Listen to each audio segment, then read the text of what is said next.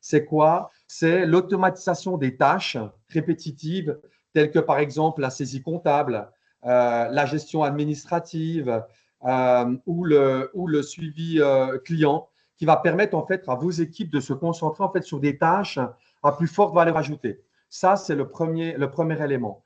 Le deuxième élément, c'est l'amélioration en fait des décisions. Une analyse, elle peut faire l'IA avec différents outils, dont un qu'on vous montrera aujourd'hui, c'est une analyse prédictive avancée qui va permettre en fait d'anticiper en fait des tendances, des comportements clients ou des risques opérationnels aussi. Ça, c'est le deuxième point. Et puis, le troisième, et il y en a d'autres, mais moi, je souhaitais vous en parler de trois particulièrement, c'est le renforcement de la compétitivité.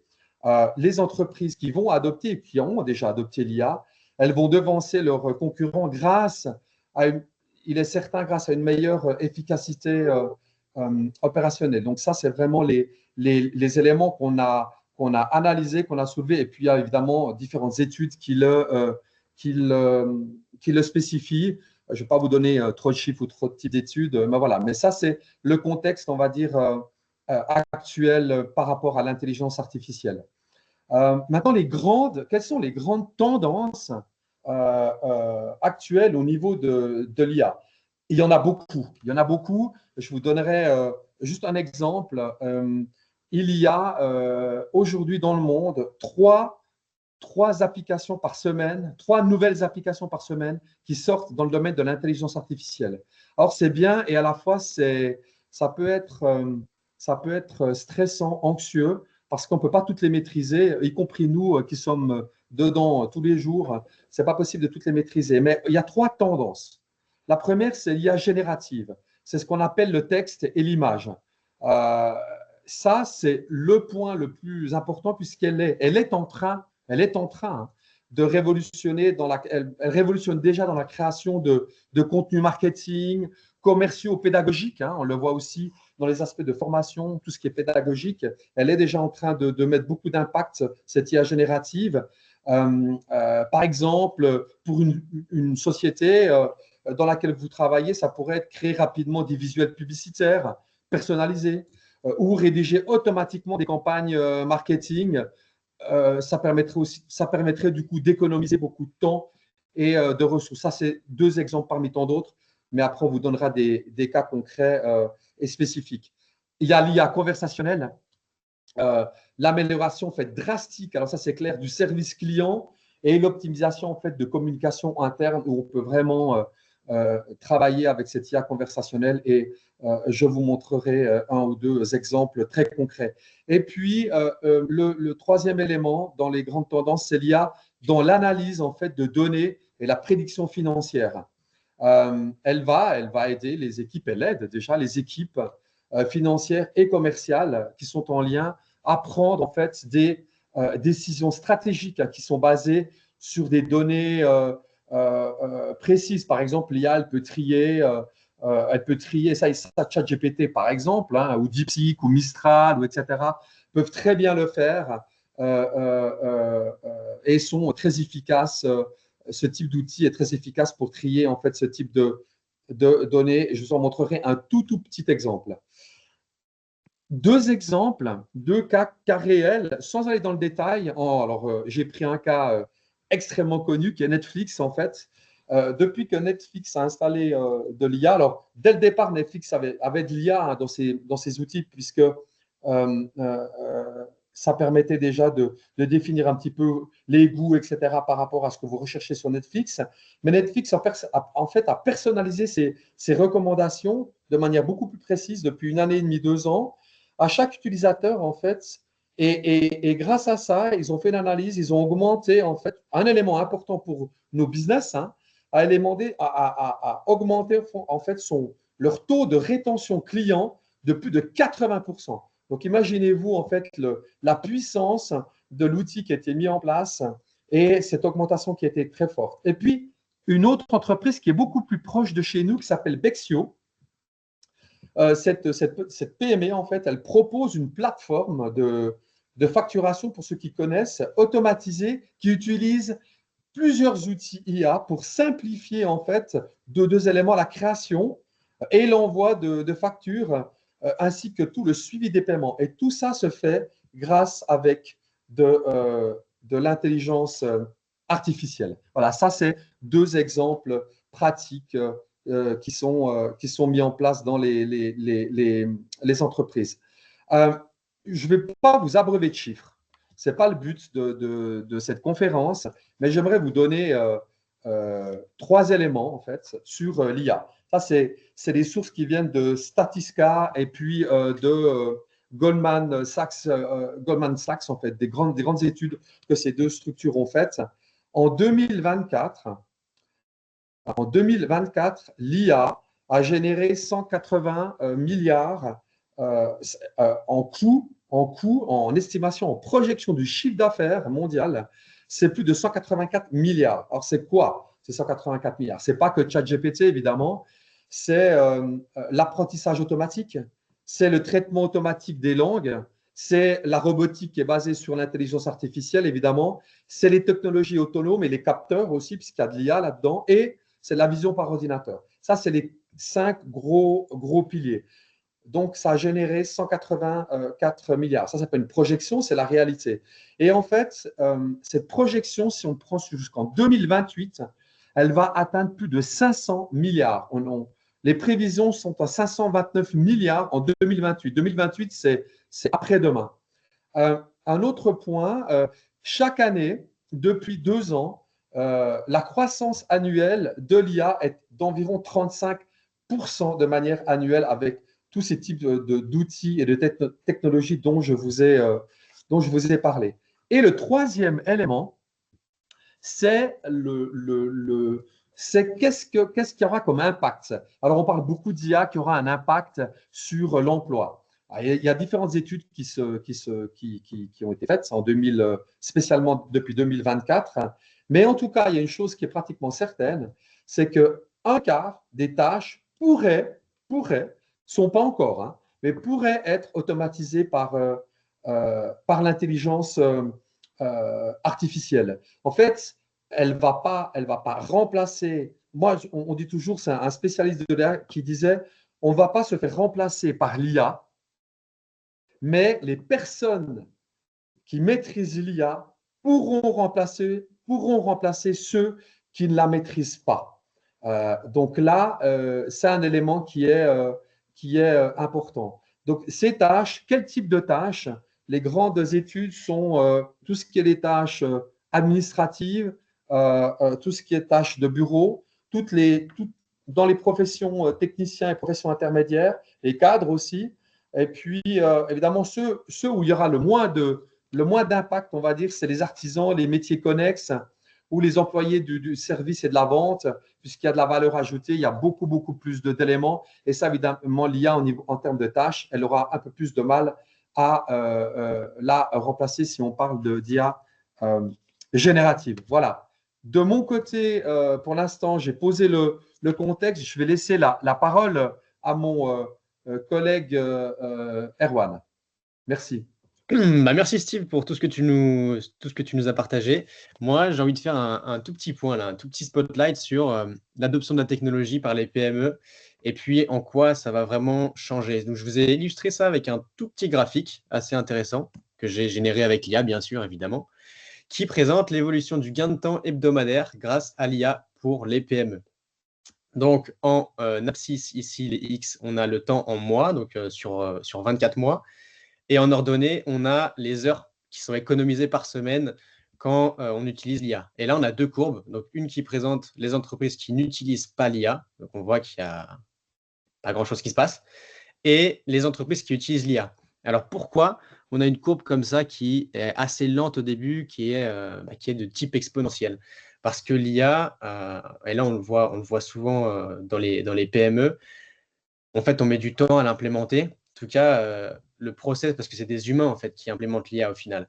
Donc en fait, le processus, la création d'habitudes, tout ça, ça prend du temps.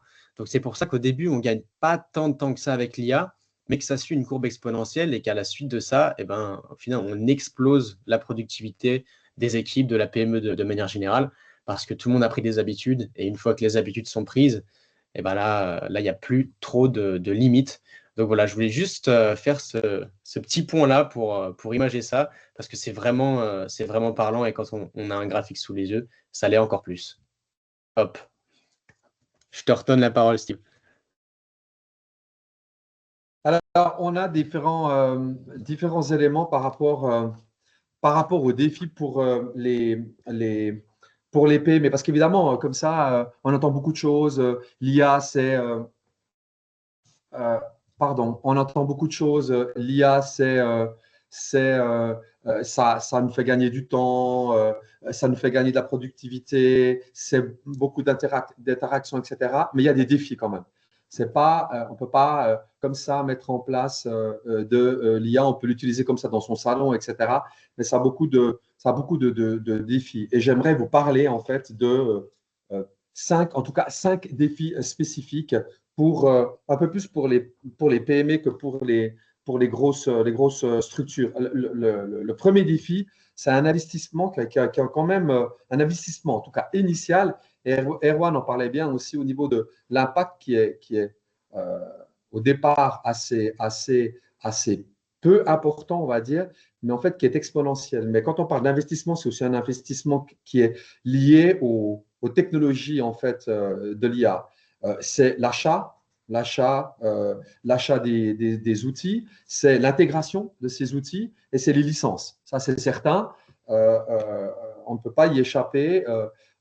Beaucoup d'outils sont gratuits, mais ils sont gratuits avec une utilisation minime et c'est au moment où on va pouvoir mettre ces outils et les utiliser en fait où il y a des licences et d'autres éléments. Alors, ça nécessite en fait quoi en plus de ça? C'est pour ça qu'on parle d'investissement important. Ça nécessite euh, des, des éléments au niveau formation qui sont assez importants. Et puis, il y a un autre élément qui révèle en fait, euh, euh, qui est découvert en fait par rapport à l'IA et des entreprises qui l'ont mis en place, c'est le manque de compétences spécialisées. Spécialisées, une moyenne entreprise, elles font face souvent à une pénurie, hein, souvent de compétences internes en IA. On le voit même dans le domaine de l'IT. Il y a aussi beaucoup de pénuries au niveau des ingénieurs et des informaticiens. Donc, l'IA, c'est nouveau. Donc, évidemment, ces compétences-là, elles sont déjà assez rares. Ça nécessite justement des formations ou du recrutement de profils rares et souvent assez chers sur le marché local. Donc ça, c'est le deuxième point, le deuxième défi pour les entreprises en Suisse romande. Et puis, il y a un troisième élément, c'est l'adaptation culturelle interne. Souvent, on l'oublie. Souvent, on la met de côté. Mais cette implémentation, en fait, de nouvelles technologies, elle bouleverse automatiquement les habitudes de travail. Et ça peut générer, en fait, des résistances internes importantes qui vont nécessiter, en fait, un effort de conduite du changement qui est soutenu sans compter parfois des bouleversements au niveau des processus. Et là, il y a souvent un impact assez important sur les processus. Je veux juste vous raconter une anecdote d'un proche, en fait, qui m'expliquait, il y a une entreprise d'échafaudage. Et puis, il est féru d'IA et il décide de mettre en place deux éléments. Vous allez comprendre l'impact au niveau du processus, est-ce que ça a impacté, en fait. Il a une entreprise d'échafaudage et puis maintenant, avec les derniers smartphones, au niveau des métrées, vous pouvez facilement faire le tour du bâtiment. Ça vous calcule la volumétrie, ça vous calcule en fait les distances, les volumes, etc. Avant, il fallait une demi-journée ou en tout cas énormément de temps pour, euh, pour calculer ces métrées. Et puis après, il fallait les rentrer dans un système, etc. Là, ça le fait automatiquement. Donc, ces spécialistes vont avec ces outils calcule les métrées et injecte ça. Il a créé des GPTS, donc des assistants automatiques, on en parlera un peu, qui peuvent générer des offres grâce à ces métrées et en donnant les informations. Avant, ces commerciaux euh, faisaient en moyenne envoyaient 2 à 3 offres par mois. Euh, il a 3 commerciaux.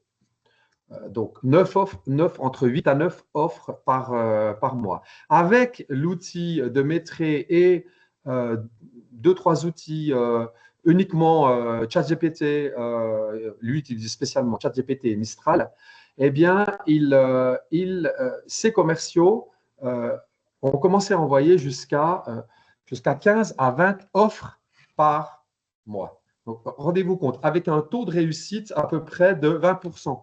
Donc, il est passé de 2 offres en moyenne, 2 à 3 offres en moyenne par mois qui gagnaient à plus de 12 à 14 offres.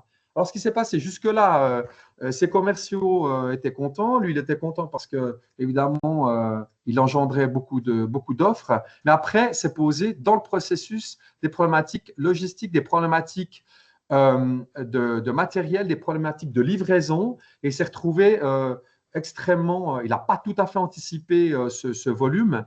Et en fait, il a dû faire machine arrière. Alors, pas machine arrière avec l'IA, mais il a dû dire stop, maintenant, il faut qu'on intègre différents processus dans la mise en place de nos offres et dans la partie délivrée. Voilà, ça, c'était juste une petite anecdote pour vous dire ce que ça peut avoir comme impact. Ensuite, il y a un quatrième point qui est le risque lié à la sécurité, à la confidentialité des données. Cette utilisation, en fait, accrue de données sensibles avec l'IA, elle va imposer, et elle impose déjà aux PME de renforcer en fait considérablement leur sécurité informatique pour rester conformes aux normes strictes qui sont en vigueur en Suisse. Alors après, dans certains cas, on n'est pas obligé d'avoir une sécurité ou des confidentialités très pointues en fonction de ce qu'on utilise, puisqu'on peut tout à fait, sans rentrer dans les détails, on peut tout à fait faire que le système comme ChatGPT ou autres ne s'entraînent pas avec les données. C'est tout à fait possible pour des applications et pour un usage, on va dire, standard. C'est quand on commence à mettre des données beaucoup plus puissantes et quand on utilise d'autres outils. Et puis, il y a le dernier point, c'est l'accompagnement externe.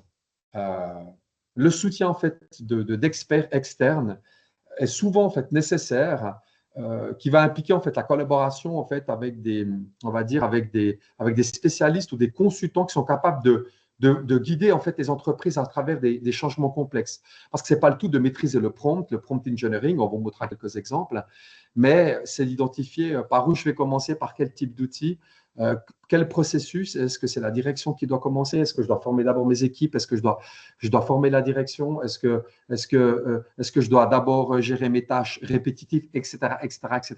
Il y a énormément de possibilités et ça ne se fait pas n'importe comment. Voilà. Je souhaitais vous parler des divers défis. Il y en a bien d'autres, mais ça, c'est les défis, on va dire, les plus importants que nous avons identifiés. Eh ben, je vais reprendre la main. Merci Steve encore pour toutes ces informations. Maintenant, ce qu'on va voir, c'est un panorama, un peu une overview. On va prendre un peu de recul et on va voir tout ce qui se passe au niveau du monde des IA génératives, donc sur le marché actuellement, tout ce qui est proposé et tout ce qui existe. Parce qu'il y en a énormément qui sortent. Tous les jours, comme l'a dit Steve, il y a 3 outils qui sortent, enfin, chaque semaine. Et les IA génératives, c'est pareil. On peut avoir des news, voilà, et l'IA chinoise qui sort, voilà, c'est mieux. Moi, j'ai arrêté mon abonnement ChatGPT, j'ai pris l'abonnement chinois, machin. On entend un peu des informations dans tous les sens. On ne sait plus trop à quoi se référer et qu'est-ce qui fonctionne réellement. Donc, c'est ce qu'on va voir maintenant. Donc, en gros, on a 4 grandes catégories d'IA. Donc, on a la première, c'est le text-to-text. Ça veut dire, on entre un prompt, donc une demande textuelle, ou oral, peu importe, mais qui est retranscrit sous forme de texte. Et l'IA va nous rendre en retour du texte. Donc, c'est vraiment un échange de texte, en gros. C'est du texte to texte. Et là, donc je vous ai répertorié toutes les IA qui existent là actuellement sur le marché. Donc, on a ChatGPT. ChatGPT, c'est encore le centre, c'est le noyau qui vient de l'entreprise OpenAI, qui est basée du coup aux États-Unis. Et ChatGPT, c'est vraiment la pionnière. C'est le premier modèle qui est sorti en 2022, fin 2022 en France. Et c'est encore, pour moi, le noyau central de toutes les autres IA qui gravitent autour. Ensuite, on a Copilot. Donc, Copilot rattaché à l'entreprise Microsoft. Donc, c'est vraiment l'IA de Microsoft. Copilot, il y a 2 distinctions à l'intérieur de Copilot. On a Copilot qui est intégré aux outils Microsoft, donc Excel, PowerPoint, enfin bref, tous les outils qui sont intégrés. Mais pour l'avoir testé, ce n'est pas encore très pertinent et ça coûte un peu cher par rapport à ce que ça peut fournir comme résultat. Ça, c'est la première partie dans Copilot. Et la deuxième partie dans Copilot, c'est comme sur ChatGPT, une interface avec une discussion qui peut se faire. Et donc ça, pareil, c'est beaucoup moins pertinent que ChatGPT et c'est aussi payant. Ensuite, on a Gemini. Gemini ou Gemini, peu importe, c'est rattaché à l'entreprise Google. Donc là, en fait, on a vraiment, vous allez voir, les gros acteurs qui chacun sortent leur modèle. Donc Gemini, Google. Et là, pareil, toujours Gemini propose aussi une version gratuite, une version payante. Enfin, tous les modèles proposent plus ou moins ces deux versions-là. Gemini, vu que c'est intégré à la suite Google, ça peut être super pertinent pour certaines tâches. Par exemple, vu que c'est intégré à Google, on a la possibilité de relier à YouTube, à Gmail, enfin bref, toute la suite Google. Donc ça peut être super pertinent. Tout est un exemple tout simple. On veut résumer une vidéo YouTube. On n'a pas la possibilité de le faire actuellement sur ChatGPT parce que ça demande une connexion. On a besoin d'avoir un compte YouTube pour aller regarder des vidéos. Donc en fait, ChatGPT est bloqué. Par contre, Gemini, qui est directement intégré à Google, il a la possibilité d'aller chercher une URL d'une vidéo YouTube et de faire tout un résumé d'une vidéo qui peut durer 20 minutes, 50 minutes, 2 heures, peu importe, et est capable de nous résumer cette vidéo. Donc je vous Elle laisse est payante? imaginer le potentiel. Dis-moi. Elle est payante? Gemini, la version gratuite est gratuite et tu peux quand Ok. même faire ça avec. Ah, j'ai bien fait de venir, merci. Voilà, avec plaisir. Ensuite, on a Claude. Donc, Claude rattaché à la boîte Anthropic et Anthropic rattaché, si je ne dis pas de bêtises, à Amazon. Donc, c'est vraiment les grosses boîtes qui chacun développe leur modèle, comme je le disais. Claude, très bien pour de la génération de texte. Donc, tout ce qui est un peu text marketing, copywriting, ce genre de choses, c'est assez pertinent. Ensuite, on a Mistral. Mistral, du coup, entre toutes les IA que j'ai déjà montré là, la vraie concurrente actuellement de ChatGPT, c'est Mistral. Et Mistral, c'est français. Donc, c'est une boîte française qui ont développé leur modèle et ils sont en train de faire vraiment un super boulot. Ensuite, on a Qwen. Donc, Qwen, c'est le modèle de l'entreprise Alibaba. Alibaba qui est chinois. Donc voilà, Alibaba a sorti son modèle qui s'appelle Qwen. Qwen, pareil, il propose énormément de variétés. Mais vu que c'est un modèle chinois, attention aux données sur lesquelles elles sont entraînées, parce que ça peut, voilà, on peut avoir des biais par rapport à la Chine et ce genre de choses. Et enfin, on a DeepSeek. Donc DeepSeek, c'est la petite dernière, celle qu'on entend un peu parler partout. DeepSeek, très, très intéressant parce qu'ils n'ont vraiment pas eu beaucoup de budget pour lancer leur modèle. Si on parle de quelques millions, versus ChatGPT où c'est des centaines de millions, voire des milliards. Et DeepSeek, vraiment un modèle assez intéressant. Donc, toujours un modèle chinois, donc il faut faire attention. Pareil, il y a des biais, il y a plein de choses, mais c'est assez intéressant. Et j'en ai pas mis une parce qu'elle n'est pas encore sortie officiellement, mais c'est plus trop du text-to-text. Je la mettrai peut-être à la fin de cette espèce de trèfle. Ensuite, on a le text-to-image. Donc, text-to-image, on va avoir du coup un prompt textuel et il va nous sortir une image. Donc, ça, c'est Midjourney. C'est DALL-E. Donc, DALL-E qui est intégré à ChatGPT. Sauf que DALL-E, actuellement, enfin, en tout cas, il y a une semaine en arrière, c'était toujours du DALL-E. Il y a 2 jours, ils ont sorti une fonctionnalité sur ChatGPT qui permet, en fait, toutes les IA que j'ai mentionnées ici, Midjourney, Stable Diffusion, etc., elles viennent toutes de se faire tuer et enterrer en 24 heures parce que ChatGPT a sorti une nouvelle fonctionnalité, je vous montrerai tout à l'heure, qui est juste mais hallucinante. Vraiment, c'est bluffant et tout ça avec un abonnement à 20 balles par mois. Donc, c'est assez impressionnant. Ensuite, on a le text to vidéo. Donc, pareil, toujours à base de texte, on va pouvoir générer une vidéo, cette fois, avec du texte. Je vous laisse juste imaginer la chose. Je vous montrerai tout à l'heure dans un cas pratique. Donc là, on parle de Sora. Donc Sora, pareil, le modèle qui est rattaché à ChatGPT, l'entreprise OpenAI. Ensuite, on a Runway. C'est un autre concurrent qui permet de donner vie à des images et de générer des petites parties de vidéo. Et on a aussi Pika Lab qui fait à peu près le même style de choses. Et enfin, on a le text to audio. Toujours pareil, à base de texte. Et là, ça va générer cette fois de l'audio. Donc, à l'intérieur de cette section texte-audio, on a en fait plein de déclinaisons. On a du clonage de voix, on a à partir d'un vocal ou même quelqu'un qui parlerait avec nous dans une autre langue, on peut retranscrire ce qu'il nous dit directement dans notre langue. Enfin, on a vraiment plein de variantes disponibles, mais le texte audio, du coup, on a une entreprise qui fait très bien ça, qui s'appelle Eleven Labs. Je vous montrerai tout à l'heure, je vous ai fait un petit cas pratique pour imager ça. Et je pourrais mettre ici au centre, en fait, je ne l'ai pas mis, mais au centre ici de tout ça, je pourrais mettre une IA qui s'appelle Manus, M-A-N-U-S, qui n'est pas encore sortie officiellement. Et en fait, c'est une IA, c'est plus un agent, en fait. C'est un agent IA qui permet, donc ça, c'est le futur de l'intelligence artificielle. En tout cas, on commence à tendre vers ça.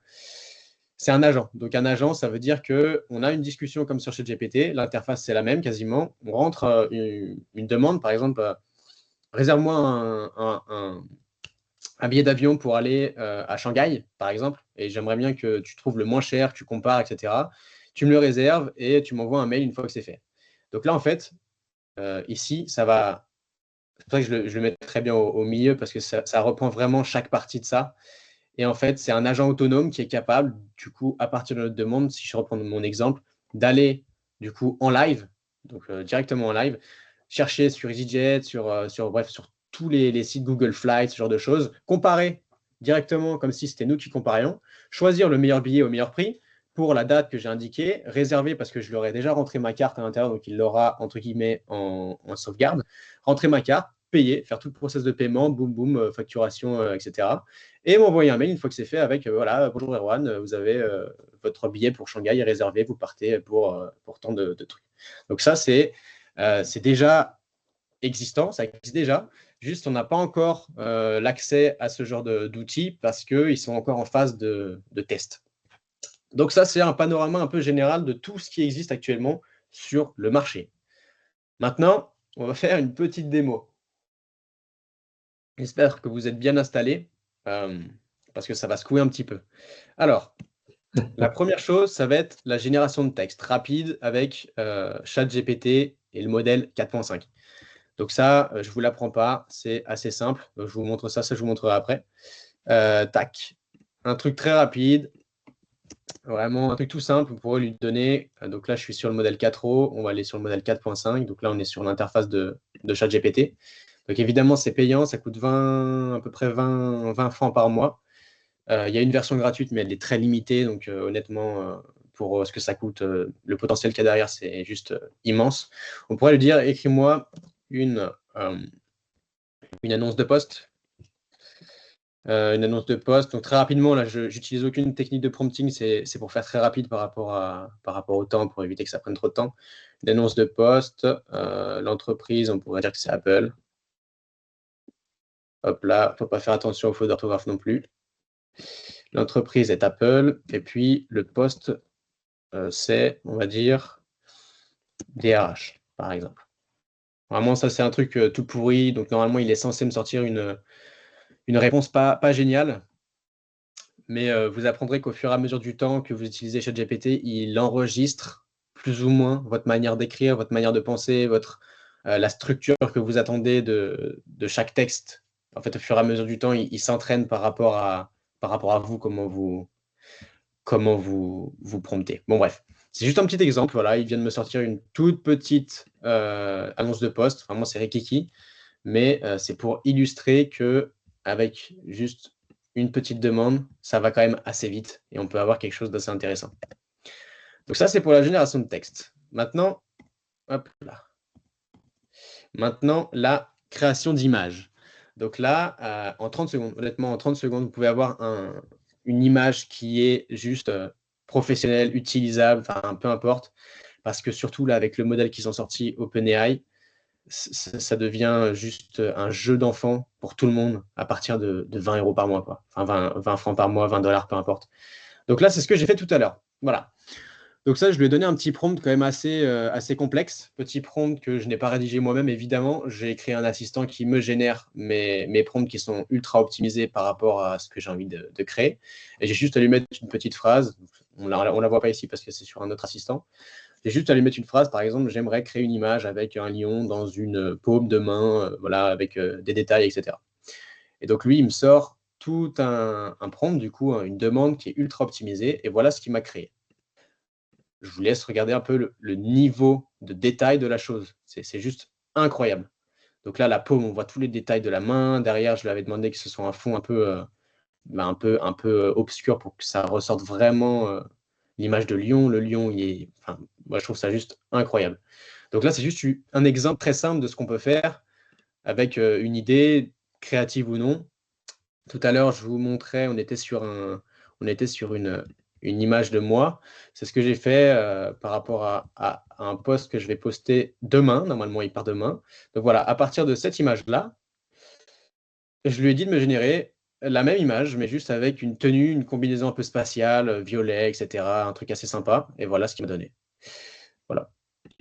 Assez impressionnant quand même. Donc ça, c'est la création d'images et c'est à partir de ChatGPT. En tout cas, vous avez vraiment de la chance pour la démo parce qu'il y a 4 jours, on était toujours sur l'ancien modèle de DALL-E qui est vraiment nul à chier. Honnêtement, ça donne des trucs IA, on voit que c'est de l'IA, c'était très moche. Et là, ils viennent de passer à un level astronomique. Ensuite, la transformation de texte en vidéo. Donc là, on passe encore un step au-dessus. C'est-à-dire qu'on pourrait très bien se dire, OK, moi j'ai une image ici, celle-là, et puis j'ai envie de lui donner vie à cette image. Parce que j'ai besoin pour des raisons marketing ou des raisons juste pour m'amuser, j'ai envie de lui donner vie. C'est ce que j'ai fait ici avec Sora. Voilà. Donc Sora, c'est le modèle d'OpenAI qui permet de faire de la vidéo, vidéo to image, enfin texte to image et texte to vidéo aussi. Et du coup là, voilà ce qu'il m'a généré. Donc là, on voit qu'il y a des espèces de petites interférences à partir de ce moment-là. Il a dû reprendre cette image pour me la générer, mais on voit quand même que, étant donné que cette technologie elle est assez nouvelle, c'est quand même juste hallucinant ce qu'il arrive à faire. Et là, on voit bien que c'est exactement l'image que je lui avais donnée, qui m'a juste mis en mouvement et je lui avais dit de faire le lion, enfin, qui me fasse bâiller le lion. Enfin voilà, c'est juste impressionnant. Hop là. Et ensuite, donc vu que je vous ai parlé aussi de texte to audio, on a la génération de l'audio à base de texte. Donc ça, c'est pareil, je vous ai préparé un tout petit truc. Je ne sais pas si vous allez entendre le son, mais je lui ai mis un tout petit texte.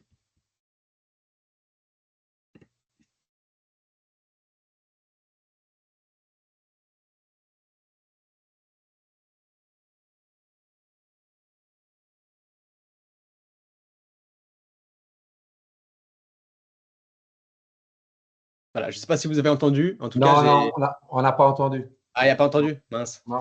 Bah, c'est parce que je suis sur mon écran. Mais en gros, il vient juste de me créer un audio. Donc là, ici, à partir de toutes les options que je lui ai définies ici, la rapidité, etc., la voix que j'ai choisie par rapport à ce que je voulais. Donc, on a plein de voix disponibles. Et il m'a généré du coup, en fait, c'est comme si quelqu'un venait juste de me lire cette phrase-là avec une voix bien spécifique et puis un ton particulier. Voilà. Donc, c'est dommage que vous n'ayez pas entendu. Mais je vous laisserai aller voir si ça vous intéresse. Ça s'appelle Eleven Lab. C'est gratuit pour commencer et c'est vraiment très intéressant parce qu'il y a des potentialités un petit peu infinies. Ensuite, donc là, c'était juste des toutes petites démos pour que vous ayez un petit peu un cas d'application puis vous voyez en direct ce que ça peut donner. Maintenant, on va aller encore un step un peu au-dessus pour vous montrer qu'on peut vraiment faire des choses qui sont appliquées dans chaque secteur, en fait. Donc là, je vais commencer avec le marketing. Après, Steve déroulera un petit peu sur la finance et la vente. Je reprendrai sur la partie RH. Et voilà. Donc là, pour le marketing, on va faire un mini cas pratique, très simple, très rapide. On va créer un calendrier éditorial sur 30 jours pour, disons, une plateforme de médias, LinkedIn par exemple. Ensuite, on va créer chaque poste. Donc là, je ne créerai pas chaque poste parce que ça prendrait trop de temps.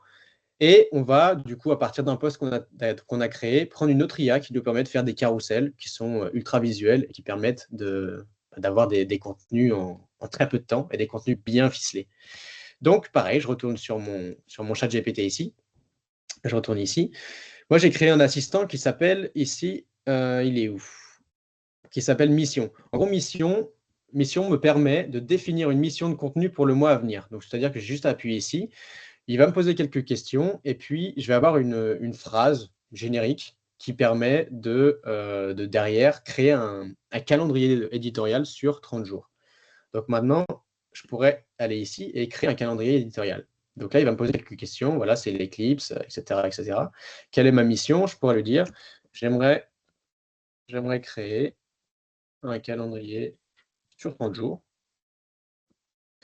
ma mission, on va dire que c'est de partager, par exemple, c'est de partager mes connaissances autour de l'intelligence artificielle, par exemple.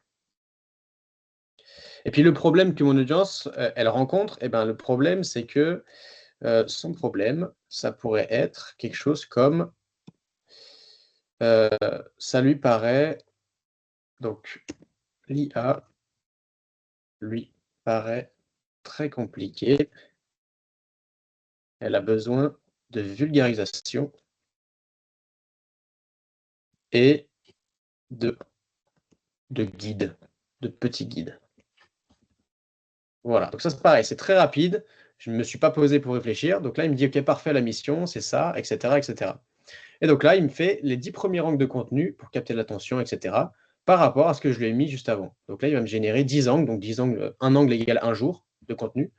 Donc voilà, il me fait 1 angle par jour. Il me dit: «OK, voilà, ça c'est le nom de l'angle de contenu, ce sera le nom du post, et puis ça c'est l'objectif du post, démystifier». On va dire qu'on en prend un au pif là. L'IA n'est pas là pour te remplacer, elle est là pour t'augmenter. Très bien, voici comment on va prendre ça, on va le copier-coller. Donc ça, disons que c'est un des contenus qu'on aurait bien aimé créer. Maintenant, je vais dans un autre assistant qui, lui, est fait typiquement pour me générer des posts, donc vraiment m'écrire le post à partir de ce que je peux lui donner. Donc là, il me dit: «OK, est-ce que tu peux me donner ton angle de contenu?» Super. Moi, je lui copie-colle ça et je lui donne mon angle de contenu. Et maintenant, il va me générer 2 variations à partir du type de contenu que je veux, si je veux que ce soit motivant, éducatif, divertissant, et cetera, peu importe, et quel framework. Donc ça, c'est plus technique, c'est-à-dire quand on fait du copywriting, quand on fait du marketing, sur LinkedIn ou autre plateforme, il faut utiliser des copyright, enfin des frameworks, ça s'appelle, comme des templates, des templates de copywriting, en fait. C'est une structure de texte qui est faite pour vendre, pour créer des émotions, susciter des choses chez le lecteur. Donc là, je pourrais lui dire: «OK, moi, la première chose que je veux, c'est un post. Du coup, notre angle, c'est: l'IA n'est pas là pour te remplacer, elle est là pour t'augmenter, et voici comment». Moi, j'aimerais bien que ce soit motivant, ici. Juste à lui mettre, OK, mais même, je pourrais même pas lui mettre le 1. Je vais juste lui mettre motivant. Et maintenant, je choisis mon template. Il n'est pas écrit ici parce qu'il y a un petit problème, mais il s'appelle universel, le template. Donc là, juste à lui copier-coller motivant universel. Donc on voit qu'il y a presque aucun travail à faire. Et donc là, parfait. OK, tu veux un contenu motivant avec le framework universel, très bien. Et là, il m'écrit 2 variations du texte. Voilà. Et là, je vous laisse admirer la magie.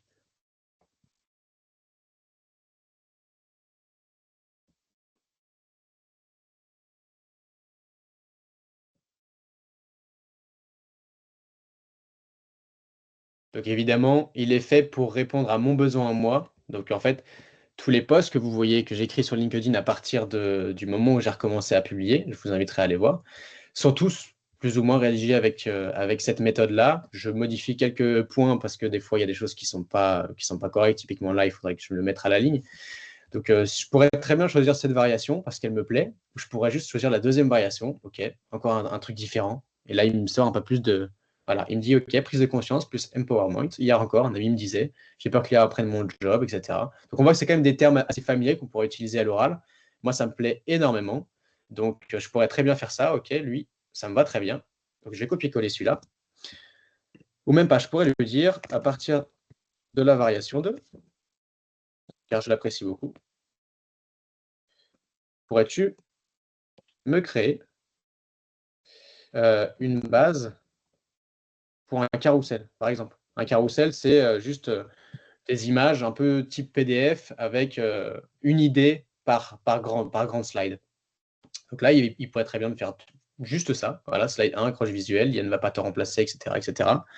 Et après, on va le mettre ça dans un autre outil IA, donc qui est aussi payant, mais il coûte à peu près une dizaine de francs par mois, donc c'est pas énorme.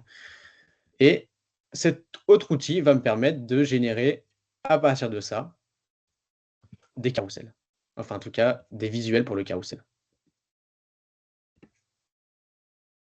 J'ai juste à copier-coller ça, aller dans mon outil qui s'appelle... Donc là, il faudrait peut-être plus que je me décale là-dessus. Hop, qui s'appelle iCarousel.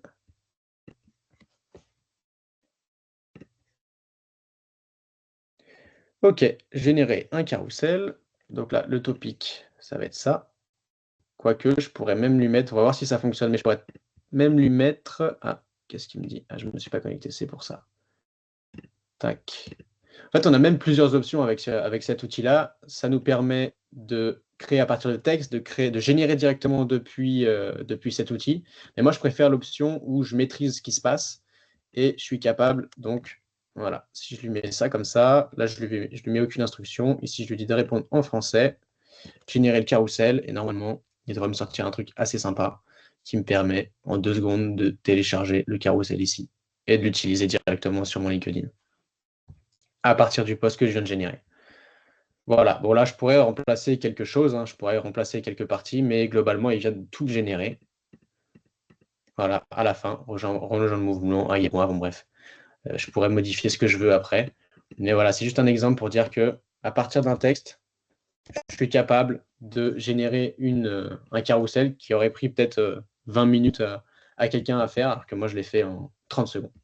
Voilà, ça, c'est un petit cas pratique qui permet de bien illustrer le fait que quelqu'un qui utilise l'IA versus quelqu'un qui n'utilise pas l'IA, en tout cas qui n'utilise pas correctement, bah en fait, c'est même plus un gap qui est entre les deux, c'est un fossé gigantesque. Voilà, je vous laisse assimiler ça et je donne la parole à Steve en attendant que je reprenne. Merci. Merci. Vous m'entendez? Ouais. Très Ok. bien, moi aussi. Merci Erwan. Merci. Voilà, là c'est déjà le haut niveau avec Erwan. Merci pour toute cette valeur et puis pour tout ce que tu as partagé, Erwan. Avant de continuer sur mes trois exemples, Erwan reprendra aussi à un moment donné sur la partie ressources humaines. Je vous lance un petit défi en fait de 2 minutes, un tout petit défi en fait. Je le mets dans le chat. Euh, décrivez brièvement en fait une problématique que vous avez dans votre entreprise, que vous aimeriez en fait résoudre avec l'IA. C'est égal quoi, hein. Et toutes les réponses qui seront dans le chat, on vous enverra nos 2 bonus que je vous donnerai à la fin. C'est un peu le teasing, ça, c'est un peu le teasing.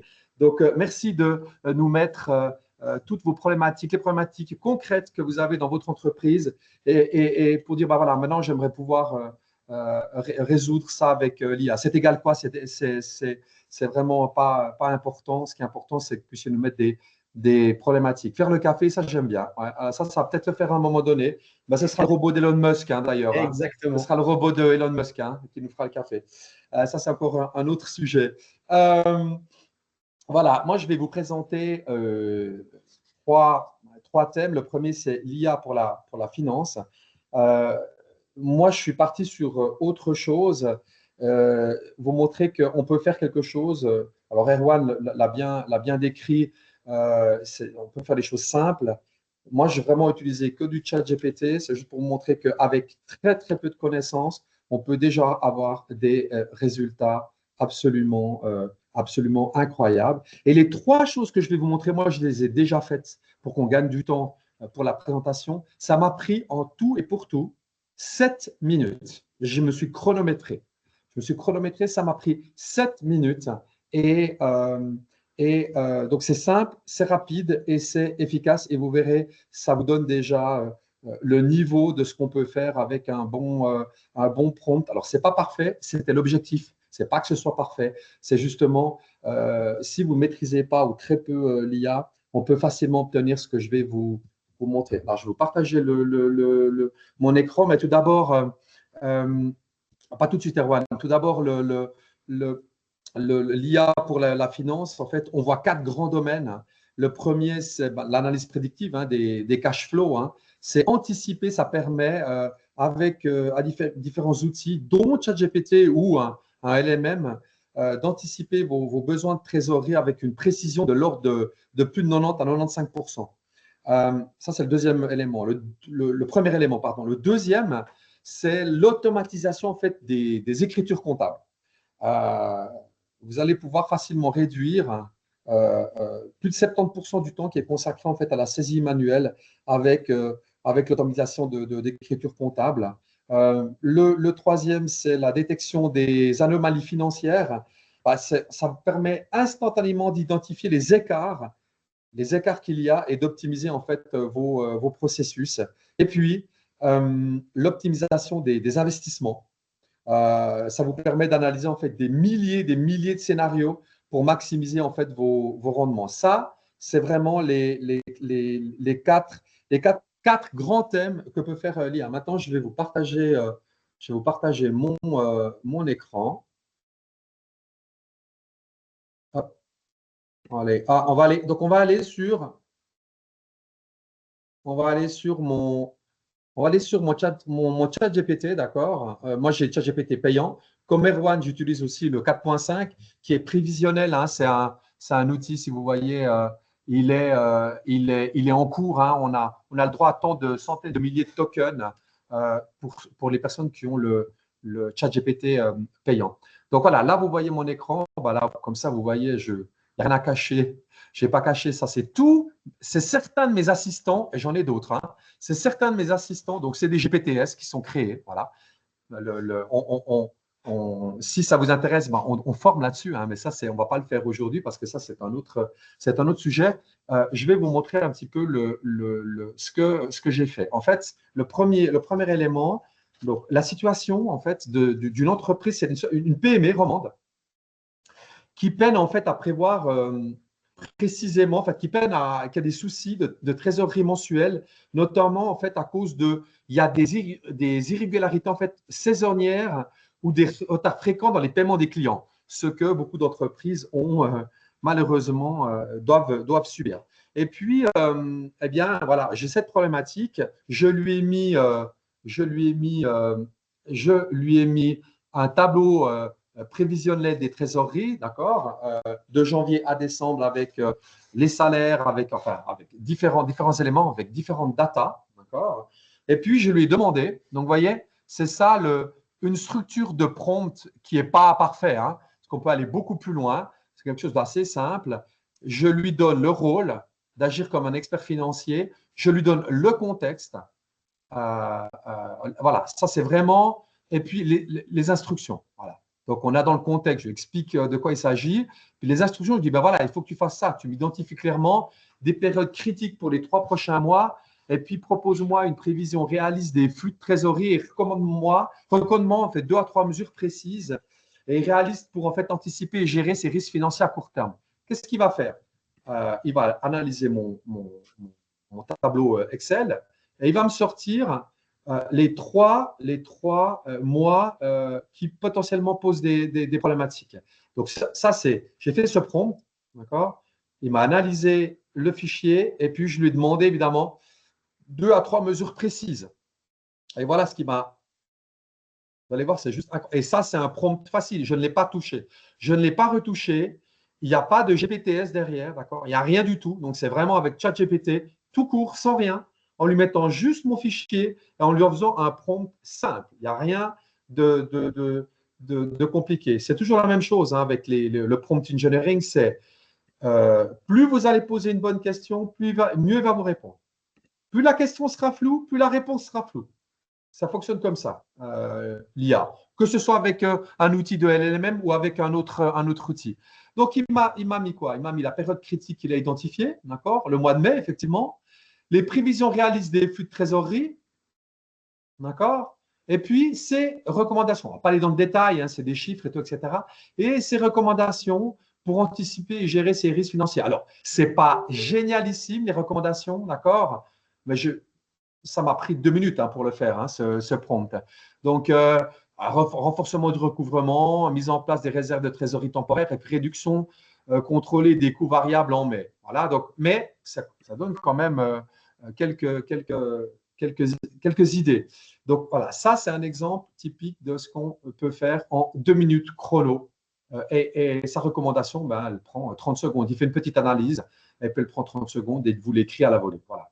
Moi, je ne vous l'ai pas fait en direct pour qu'on puisse gagner du temps. Voilà. Ça, c'est le premier cas sur la partie financière. Donc, on peut évidemment avoir des tableaux de 10 000 lignes, 250 000 chiffres. Il va prendre un tout petit peu plus de temps parce qu'évidemment, il analyse ligne par ligne, colonne par colonne. Mais très facilement sur un tableau Excel. Il peut vous retrouver les écarts, il peut vous mettre en avant, en exergue différents éléments. Voilà. Ça, c'est le premier point, l'IA pour la finance. Ensuite, j'aimerais vous parler de l'IA pour la vente. Alors, je vais arrêter de partager. Hop, voilà. Et moi, je reprends la suite. Voilà, juste vous montrer le slide. Voilà. Donc là, on identifie, pour la vente aussi, on identifie plusieurs éléments. Le premier élément, c'est la qualification des leads. On sait à quel point c'est important de qualifier les leads. Et on peut être très précis. On peut identifier en fait des prospects avec ces outils à fort potentiel avec une précision de l'ordre de plus de 80%. Alors, ce n'est pas 100% précis. Je vous montrerai un truc là que j'ai fait tout simple. Ça vous donnera déjà une petite idée. Et puis, ça, c'est le premier élément. On peut faire un assistant commercial virtuel. Alors ça, c'est un petit peu plus compliqué parce que là, évidemment, c'est un chatbot. Il peut répondre aux questions des clients 24 heures sur 24, 7 jours sur 7. Enfin, voilà, il n'est pas fatigué, il ne se trompe pas. Enfin, il ne se trompe pas tout à fait. Il peut se tromper. Il peut faire des hallucinations, ce qu'on appelle des hallucinations. Mais si on l'a bien historisé, on a mis beaucoup d'éléments, c'est un élément qui est important. Donc, il peut libérer 40%, en fait, c'est des études, 40% du temps de certains membres de vos équipes qui de eux répondre via un chatbot. Et peut-être que vous en avez déjà utilisé. Alors, il y en a qui sont très efficaces, puis il y en a qui sont moins efficaces. Moi, j'ai eu l'occasion d'en utiliser plusieurs. Et il y en a qui sont très bien. Ça, c'est le deuxième élément. Le troisième, c'est la prévision des ventes. On sait à quel point, dans une entreprise, les ventes et la prévisibilité, la prévision sont importantes. Ben, ça vous permet d'anticiper vos résultats avec une marge d'erreur qui est inférieure à 10%. Ça, c'est quand même quelque chose assez fou, cette prévision des ventes. Et puis, le dernier, c'est une personnalisation des offres. Ça, c'est très facile à faire. Ça vous permet d'augmenter vos taux de conversion de plus d'un tiers grâce à des recommandations que vous propose l'IA et grâce à des templates que l'IA peut vous générer. Et ça, un outil génératif de LLM le fait très facilement. Ce n'est pas très compliqué à automatiser un GPTs pour personnaliser en fait personnaliser ses offres. Ça, c'est vraiment quelque chose de facile. Voilà, donc je vais maintenant vous partager le deuxième, ce que j'ai fait pour la vente. Hop. Voilà. Alors, donc, on était sur, voilà, je vous donne la problématique sur l'élément de la vente. C'est une entreprise qui a mis en place un salon professionnel. Elle a ses commerciaux qui sont dans son salon. Puis l'équipe commerciale, en fait, elle a pris des notes. Elle a pris une liste, en fait, de 200 nouveaux contacts. Alors, je vais juste vous montrer. Donc, c'est du fake, mais juste pour vous montrer que le salon, voilà, si je partage.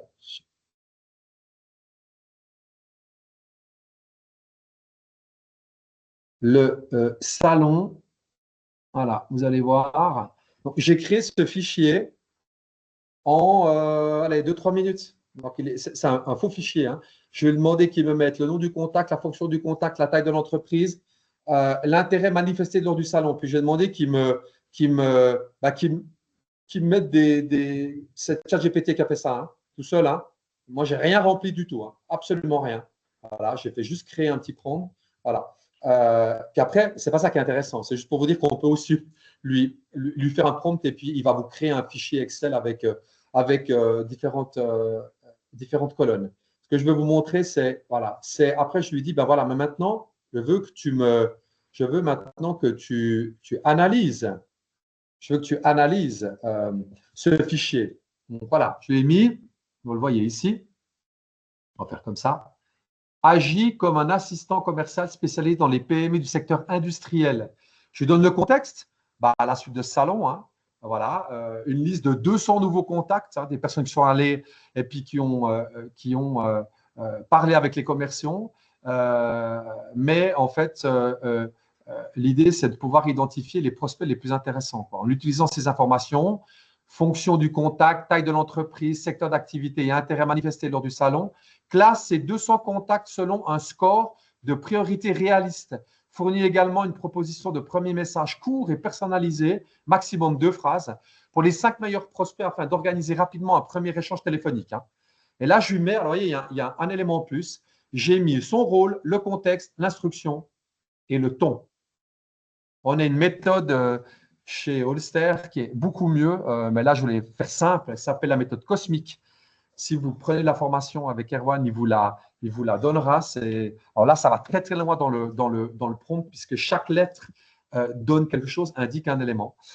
Et là, j'ai rajouté le ton qui est professionnel et adapté à un futur échange téléphonique. D'accord ? Et regardez bien ce qui m'a sorti. D'abord, il me fait la méthode de scoring.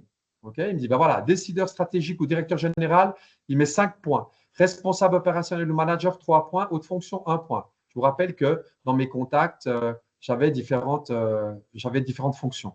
La taille de l'entreprise, moi aussi, j'avais demandé qu'il me génère des tailles d'entreprise différentes. Donc, évidemment, lui, il les a priorisées. Ça, c'est son choix. Une très grosse une entreprise de plus de 250, 5 points, puis une entreprise de moins de 50, 1 point. Les secteurs d'activité, il a défini ces éléments-là. Moi, je n'ai pas itéré là-dessus. Vraiment, c'est un prompt très simple comme vous le voyez ici. On n'est pas allé plus loin. Ça va vous montrer qu'on peut faire quelque chose de simple et après, on peut lui poser des questions différentes. Et évidemment, le point le plus important, intérêt manifesté au salon. Très fort intérêt avec demande spécifique, 5 points. Intérêt général marqué, 3 points. Puis intérêt modéré ou simple. Prise de contact, 1 point. Total maximum, 20 points. Et puis là, il me propose quelque chose. Et ça, c'est des exemples qui sont faux. Et après, je lui dis, bon, ben maintenant, tu refais ça, mais tu vas simplement me trouver ceux qui sont les plus intéressants. Eh bien, il m'a trouvé dans ma liste des 200 les 5 meilleurs prospects par rapport aux éléments que je lui ai fournis, les 5 meilleurs prospects identifiés selon leur potentiel commercial accompagnés de propositions de messages courts et personnalisés pour organiser rapidement un premier échange téléphonique.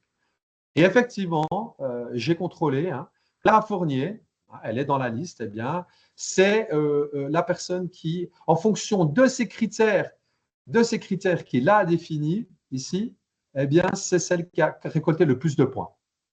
Et alors, il me propose, alors c'est simple, on est d'accord, on peut vraiment faire beaucoup mieux, mais c'est un prompt, ça. Bonjour Madame Fournier, merci pour votre fort intérêt exprimé au salon. Êtes-vous disponible dans les prochains jours pour préciser ensemble vos besoins et organiser rapidement la suite? On peut très bien donner ça à un assistant commercial, d'accord? Et puis, il n'a plus qu'à envoyer les mails. Puis après, il y a des outils d'automatisation pour en plus envoyer les mails. Voilà. En fait, après, on a Paul Moreau, Emma Bernard, Marc Martin et puis Clara Bernard. C'est aussi lui qui a inventé les noms. Il n'est pas très original, mais enfin, voilà, c'est comme ça. Voilà, donc voilà, ça c'est un autre exemple en fait, avec chaque fois un message qui est différent. Il est chaque fois différent. Il se ressemble un peu, c'est normal, puisque l'objectif c'est l'entretien téléphonique, mais puisque c'est toutes des personnes qui sont intéressées par le salon où ils sont allés, intéressées par nos produits, nos services. Voilà. Ça c'est un exemple. Un deuxième exemple. Voilà. Je passe la parole à Erwan. Allez, moi, je vais partager mon écran. Hop.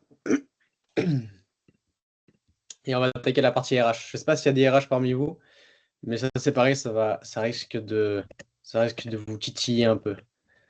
Hop. Alors, du coup, pour les ressources humaines, qu'est-ce qu'on a en stock? En fait, on a plein de choses en stock, mais moi, j'ai pris un exemple. J'ai créé un assistant assez rapidement pour transformer le processus d'analyse de CV, surtout. Donc là, c'est ce que je vous ai mis. Je vous ai mis le process. Donc, le premier point, ça va être l'importation des CV et des lettres de motivation. Ensuite, ça va être l'analyse automatique du CV et de lettres de motivation par rapport à une offre d'emploi particulière. Après, ça va classer intelligemment les candidats. Et à la fin, ça va générer aussi des questions potentielles par rapport à si on prend le candidat en entretien ou pas, suivant les recommandations, suivant un peu ce qu'on veut. Donc là, c'est ce qu'on va voir maintenant tout de suite. Ok, donc là, je rigole parce que c'est un truc de ouf, c'est un monstre que j'ai sorti là. Et je l'ai appelé Holster Analyseur de CV. Donc là, analyse n'importe quel CV et gagne du temps sur ta prise de décision. Juste à cliquer sur démarrer ici et on est parti pour le show. Donc là, il me dit, OK, je suis l'analyseur de CV créé par moi-même, président chez Holster SARL. Les fondateurs d'Holster pensent qu'apprendre à utiliser l'IA de manière intelligente au sein des PME permet de générer plus, tout en dépensant moins. Pour les analyses gratuits, et là, je vous ai mis un petit lien si ça vous intéresse. Ensuite, avant de commencer, est-ce qu'il me demande de copier-coller mon offre d'emploi et les informations du CV. Donc là, j'ai préparé 2 petits cas pratiques. Donc là, j'ai mon offre d'emploi qui est ici. Hop, je vais juste lui préciser que l'offre d'emploi s'appelle Apple. OK, et je vais commencer par lui donner le fichier de notre cher Steve Bon, avec une lettre de motivation que j'ai générée avec l'IA à partir de son CV ce matin. Donc là, OK, on a... Hop. D'ailleurs, ce que je vais faire, c'est que je vais d'abord juste lui donner l'offre d'emploi, et après, il devrait me poser des questions. Voilà. Tac. Étape suivante, est-ce que je peux le télécharger, les données du CV et la démotivation? Évidemment que je peux lui télécharger ça. Donc là, j'ai juste à prendre le CV en PDF, la lettre de motivation en PDF. Hop, je lui envoie ça. Donc la recherche de ma base de connaissances, c'est normal. OK, et là, il me fait une analyse. Donc toute l'analyse qu'il va faire, c'est moi qui ai défini au préalable les sections que je voulais qu'il mette en application.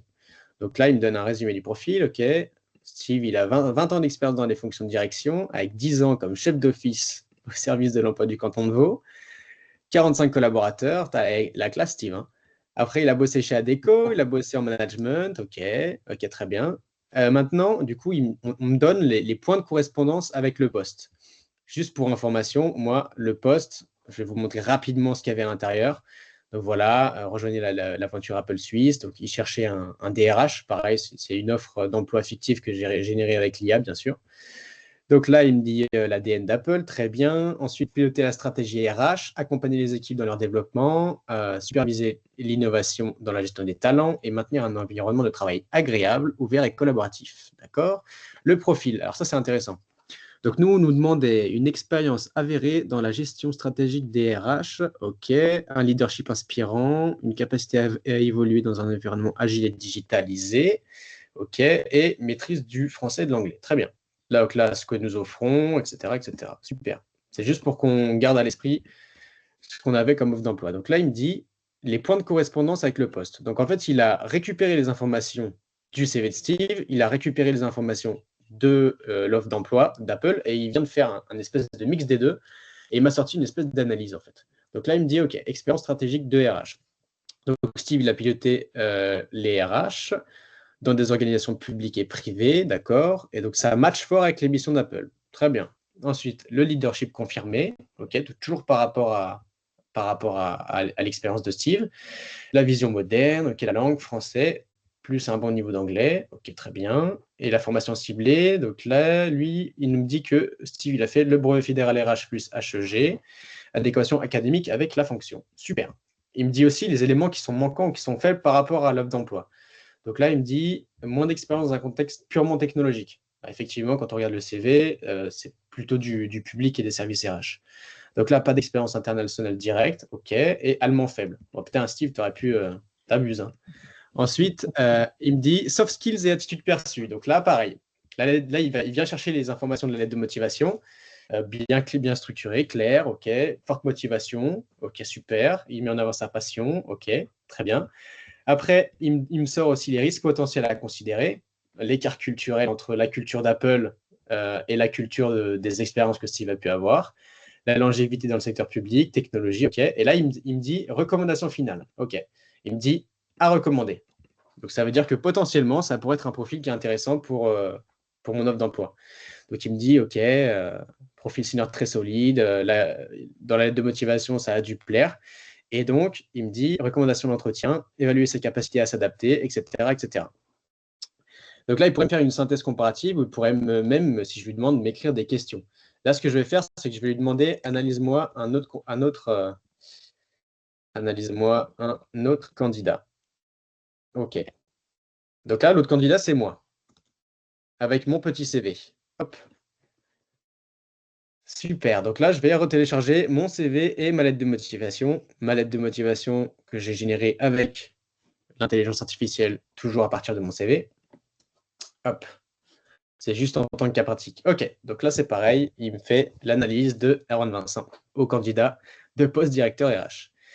Donc là, on n'est pas du tout sur la même expérience ni ancienneté. On est sur un âge général de 23 ans, basé en France et en Suisse. Super. Donc, il a fondé plusieurs structures. D'accord, super. Sur l'intelligence artificielle, OK. Holster SARL, c'est cool. Ensuite, il me dit qu'il est bon en gestion de projet, communication digitale, en formation, en tech innovation, leadership naturel. Oh, merci, c'est gentil. Ensuite, il me dit point de correspondance avec le poste. Alors, super esprit entrepreneurial, digitalisé, super, ça s'aligne avec Apple. Une approche RH stratégique orientée innovation. Donc là, il prend l'expérience de chez Holster. Ok, super. Leadership moderne et agile. D'accord. Initiative forte, proactivité constante. Super. Les compétences en communication et la langue. Français courant, anglais maîtrisé. Selon le CV. Toujours, il s'est référé au CV. Donc là, il me dit maintenant les éléments manquants. Bah, effectivement, le mec, il est peut-être un peu jeune pour être DRH chez Apple Suisse. Ok, super. Il n'a pas de gestion RH dans son cadre, dans un cadre structuré. Effectivement, dans mon CV, j'ai absolument aucune expérience en gestion RH et absence de diplôme RH spécifique. Effectivement, je n'ai pas de diplôme non plus au niveau du RH. Les soft skills. Donc là, pareil, il me sort la lettre de motivation, très bien écrite, fluide et convaincante. Bah, normal, c'est lui qui l'a créée. Elle dégage une personnalité curieuse, d'accord, super. Ok, le temps enthousiaste, tourné vers l'avenir, super. Donc là, il me dit les risques potentiels à considérer, manque de recul, super profilé en innovation, mais sous-expérimenté sous les fondamentaux RH, poste peut-être trop tôt dans sa trajectoire. Donc, il fait déjà des recommandations qui sont vachement pointues par rapport au truc. Et donc là, pour sa reco finale, il me dit, OK, lui, il faut le considérer. Donc Steve, il me le conseillait. Maintenant, lui, il me dit, là, il y a peut-être des petits trucs à voir. Donc, OK, il me dit c'est un profil atypique prometteur, nanana, mais par contre, il n'a pas d'expérience professionnelle en RH et pour un poste surtout aussi stratégique. Donc là, il me dit pour être pertinent dans un rôle RH transversal ou de transformation digitale, donc il me propose presque des recos alternatifs par rapport au poste et recommandations d'entretien. Donc voilà, pour valider ces trucs, évaluer sa vision stratégique, explorer, et je pourrais pareil lui demander à partir de ça. Je pourrais lui dire à partir de ça, j'aimerais le prendre en entretien. Et puis, rédige-moi un questionnaire d'entretien, tout simplement. Et là, je pourrais aussi encore ajouter d'autres informations. Par exemple, un questionnaire d'entretien qui est aligné avec tel ou tel style. Par exemple, un truc personnalisé ou alors un truc un peu pointilleux par rapport à certaines connaissances RH, par exemple. Donc là, il me crée un questionnaire d'entretien que je pourrais proposer lors de mon entretien avec Aaron Vincent. Donc voilà, vision RH. Donc là, il me catégorise ça par catégorie. Et puis voilà, on a un questionnaire d'entretien qui est assez complet. Et puis voilà quoi. Donc voilà, ça c'est encore un micro-exemple de ce qu'on peut faire, mais hyper pratique et qui nous fait gagner un temps énorme. Donc on pourrait faire ça avec 20 candidats, 30 candidats pour une offre de poste. Et en 1 heure, on a analysé tout le monde, on a décidé qui devait passer en entretien, qui est à ne pas retenir, etc. etc. Tac. Donc, je reviens sur notre dernier exemple qui, là, c'est Steve qui fait s'en occuper. Je te redonne la main. Merci, Erwan. Et puis, est-ce que tu peux m'envoyer l'offre d'emploi de Apple? Ouais, je te l'envoie. J'aimerais bien postuler comme ça, parce que moi qui suis fan d'Apple, c'est peut-être une chance. DRH chez Apple, moi, ça me va. Hein. C'est cool, merci. Tu as peut-être de la chance, ouais. Ouais, vu ce que dit ChatGPT, ton super GPTS, je vous ai mis, restez vraiment jusqu'au bout de la conférence. Je vous ai mis ça c'est déjà la première surprise, mais restez jusqu'au bout. Je vous ai mis dans le chat le lien pour un audit offert de 30 minutes. 30 minutes réservé en fait, vous pouvez réserver via notre agenda. Un audit de votre structure et c'est offert et c'est 30 minutes. Donc, et restez vraiment jusqu'au bout parce qu'on a encore une petite, aussi une deuxième surprise. Voilà. C'est une grosse surprise. Donc, voilà, et c'est une belle. Le dernier exemple, et puis après, je vous parlerai juste à la fin de trois j'ai plus les mots, de trois preuves sociales, enfin de 3 témoignages, pardon, de 3 témoignages de personnes qu'on a formées. Enfin, 2 en fait, parce que le troisième, Le troisième, voilà, c'est moi. Donc, c'est un témoignage perso. Le dernier point, c'est l'IA pour l'administration. Donc, si tu peux partager le slide, Erwan. L'IA pour l'administration, on identifie quatre éléments. C'est la gestion documentaire, hein, qui est le classement automatique, ce que peut faire l'IA facilement, le classement automatique et l'extraction de données des documents entrants. Ça, c'est le premier élément. C'est important sur la partie administration et que peut faire assez facilement l'IA. C'est la planification intelligente, hein. L'IA, elle peut optimiser les calendriers, vos calendriers, plusieurs calendriers. Elle peut prioriser des tâches en temps réel. Alors ça aussi, c'est assez game changer, hein. Un peu comme ce que vous a montré Erwan sur les RH, la gestion, l'analyse des CV, des data, et tout, etc. C'est assez game changer pour les RH, quand même assez puissant comme outil si on optimise bien son GPTS. Et puis la transcription des réunions. Alors juste, il y a tellement d'outils. TLDV et puis par exemple Assembly, on pourrait vous les mettre dans le chat aussi. Sont des outils qui ça vous permet d'avoir une conversion audio en texte, hein, ça crée des résumés structurés et ça vous sort même les tâches en fait.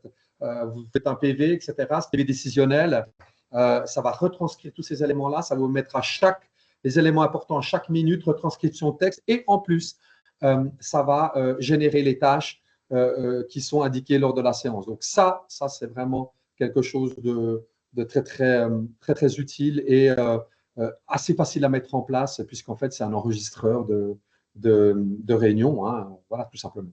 Et puis, l'automatisation des emails, évidemment, avec des filtres intelligents, avec des réponses prédictives pour, en fait, gérer toute la communication. Alors, moi, je vais vous montrer, partager la dernière chose que j'ai fait, qui est, voilà, là, vous avez ici, vous voyez ici, voilà.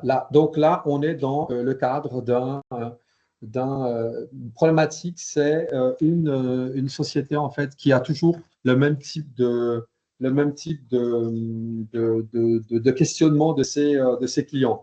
Et ce qui est intéressant, c'est de se dire, OK, j'historise ces problématiques et puis ensuite, je les mets dans le système et je lui demande qu'il me fasse des réponses spécifiques. Donc là, c'est le troisième email récurrent de clients. Donc, je vais lui demander qu'il agit comme un assistant IA spécialisé dans l'amélioration de l'efficacité administrative. Vous voyez toujours son rôle, le contexte. C'est une petite équipe en fait, administrative, hein, qui perd beaucoup de temps en fait, chaque semaine en répondant à des emails répétitifs. Les emails répétitifs, c'est demande de facture, confirmation de rendez-vous, relance simple, d'accord. Et puis, eh bien, cette équipe, elle souhaite en fait automatiser en fait cette gestion quotidienne, mais en gardant de la qualité pour son service client. Donc, je lui demande qu'il me fournisse 3 exemples précis d'emails et qu'il me prépare une série de réponses types automatiques qui vont respecter le ton que je vais lui donner. Et puis en plus, je lui dis, mais anticipe également les éventuelles questions complémentaires afin de réduire les échanges futurs, pour éviter qu'il y ait 12 échanges de mails. Et je lui mets le ton, je veux qu'il soit courtois, professionnel, clair et humain. Et comme c'est un assistant IA, il faut pas qu'on pense que il faut qu'on pense que ce soit quelqu'un derrière qui a fait le nécessaire. Voilà, c'est un peu l'objectif. Et pas que ça fasse assistant IA. Alors voilà, donc là, vous voyez, il va reprendre les trois questions récurrentes, hein, qui sont là, les 3 emails récurrents, et il fait une réponse type, donc à une demande de copie de facture. C'est quelque chose qui vient souvent. Donc l'objet, il me met l'objet, d'accord. Bonjour. Alors ça, on peut même automatiser avec le numéro de commande, hein. Ça, c'est pas très compliqué.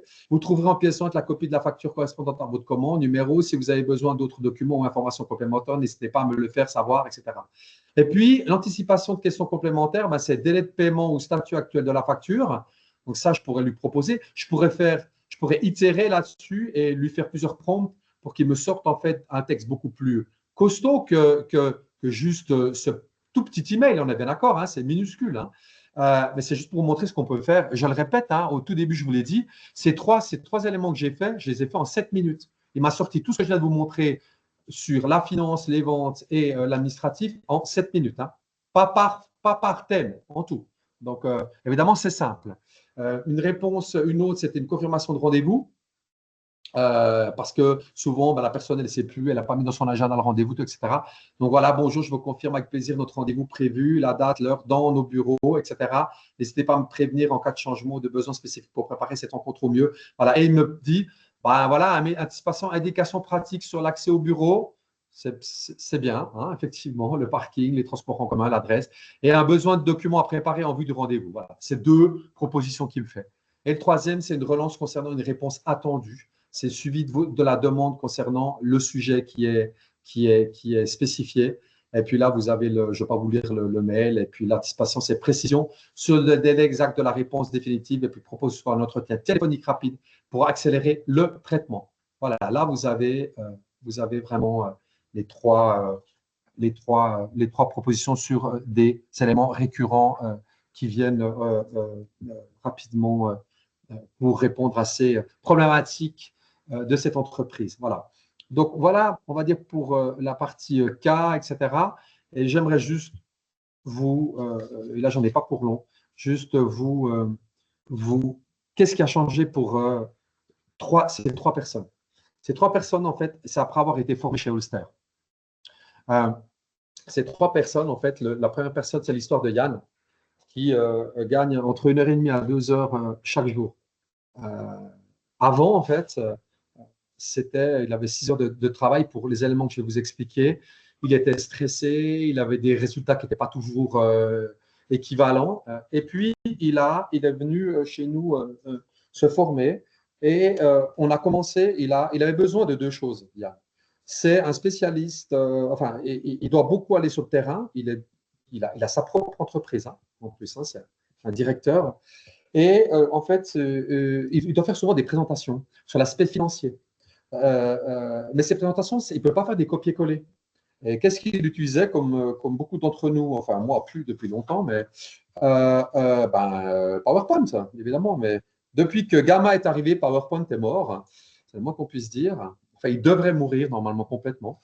En fait, on l'a formé sur le prompt, comment poser des questions, etc., comment itérer, et puis comment utiliser ces prompts et le mettre dans un outil qui s'appelle Gamma. C'est un outil en fait qui vous fait des présentations. Là, ce que vous voyez, là, la présentation que vous avez là à l'écran, tout ce qu'on a fait avec Erwan, on l'a fait avec Gamma. Ça nous a pris combien de temps, Erwan, pour faire cette présentation? Tu entends? Parce que j'avais plus mon micro activé. Je pense que dis franchement. En tout pour tout, avec les remodifications, parce que c'est quand même assez lourd, il y a plus d'une vingtaine de slides, on en avait eu pour 40 minutes, à peu près 45 minutes. Voilà, à deux pour. À deux, hein, à deux. Retoucher, en tout. Hein. Donc, je peux vous dire qu'avec PowerPoint, il ne vous génère pas. Enfin, voilà, en fait, il vous génère la structure de A à Z. Hein. Après, vous modifiez des éléments et tout ça, vous mettez le logo, etc. Donc, en fait, ça lui a permis de quoi, Yann? Yann, eh bien, il gagne maintenant plus d'1h30 par jour. Ça fait, en tout cas, ça fait entre 8 à 10 heures qu'il peut réinvestir. Qui peut réinvestir dans sa stratégie, dans l'analyse de ses clients, pour donner de la valeur à ses clients. Surtout, il a une qualité supérieure aussi hein, de contenu. Le contenu il est plus cohérent, puis visuellement, c'est beaucoup plus impactant. Hein, parce que du gamma avec un bon prompt, les images et ce qui est généré, ça n'a rien à voir avec PowerPoint. Ça. Et puis, il est moins stressé. Hein, comme c'est lui-même qui le disait. Il disait, maintenant, je peux être plus avec mes enfants, avec ma famille. Fini parfois des nuits blanches pour finaliser mes présentations PowerPoint le soir et autres. Présentation maintenant qu'il fait avec Gamma. Et après, Yann, il est revenu pour participer à une autre formation. Et puis là, on allait beaucoup plus loin. C'est là qu'on a vraiment gagné encore un peu plus de temps avec des outils comme Copilot, avec du prompt engineering, avec du reverse engineering. Mais ça, c'est un sujet encore particulier. Là, on a un spécialiste qui s'appelle Erwan qui nous a fait un truc qui tue, c'est le moins qu'on puisse dire. Mais pour ça, il faut venir à la formation. Voilà, donc ça, c'est l'histoire de Yann. Et puis, on a l'histoire de Sandra.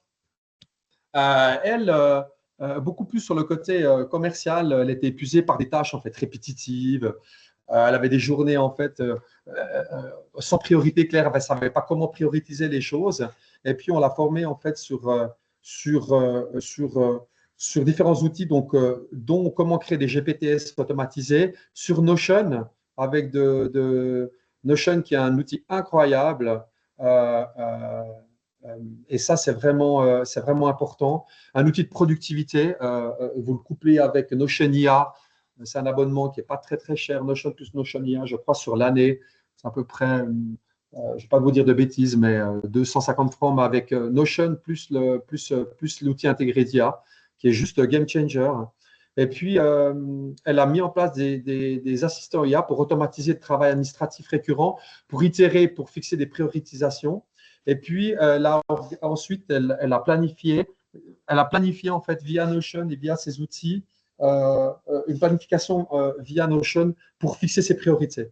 Ah bien, les résultats, ce qu'elle nous a dit, c'est 30% d'énergie, on va dire de charge mentale en moins, d'énergie, de mental libéré en fait, et elle a beaucoup plus de satisfaction professionnelle dans ce qu'elle fait. Pourquoi? Parce que maintenant, eh bien, elle utilise plus son temps à des tâches à forte valeur ajoutée. Voilà. Ça, c'est pour l'histoire de Sandra. Et puis la dernière, c'est mon histoire. Mon histoire, moi, je suis un fan d'IA depuis plus de 2 ans. J'ai fait un calcul. Je gagne à peu près 7 heures par semaine. Je gagne 7 heures par semaine. Pourquoi? Comment je fais? J'utilise quoi? Évidemment, j'utilise beaucoup d'outils. J'utilise évidemment mon outil préféré, mais maintenant je le couple, c'est ChatGPT avec Mistral, parce que j'aime beaucoup Mistral. Il y en a d'autres, hein, mais voilà, il faut les tester. J'ai automatisé des GPTS. Ça m'a permis, avec l'optimisation sur Notion, entre autres, de planifier via Notion une partie de mes posts. Pour vous donner un exemple, depuis 2 ans, j'ai posté plus de 520 posts sur LinkedIn. Je suis aussi ghostwriter pour une personne. Donc, je fais ces posts sur LinkedIn. C'est 520 posts, 200 images, plus de 8000 abonnés gagnés en économisant 7 heures. Et puis, surtout, le dernier point, moi, j'avais un syndrome, c'était le syndrome de la page blanche. Je ne sais pas écrire. Je ne sais pas écrire. Je suis mauvais. C'est-à-dire, je ne sais pas comment commencer. Voilà.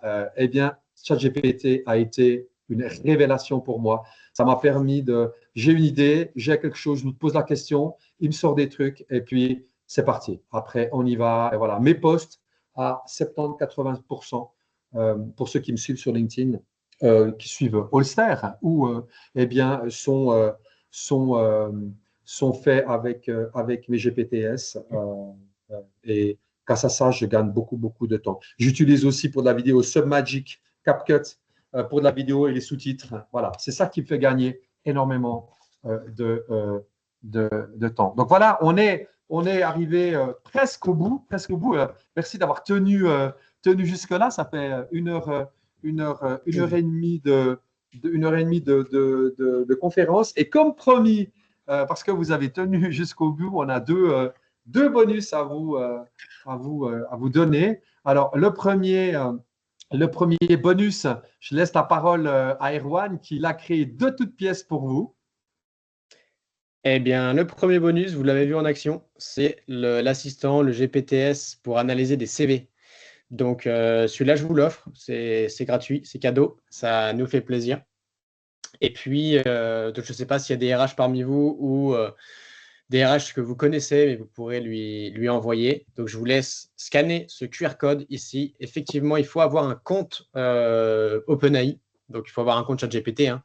Sinon, vous pouvez en créer un quand vous scannez le code. Normalement, je l'ai testé, ça fonctionne très bien. Je le refais en direct au cas où, mais ça fonctionne. Donc, vous arrivez sur une page et si vous avez un compte, eh bien, vous vous connectez à votre compte et ça apparaîtra sur la gauche de votre historique, de vos assistants.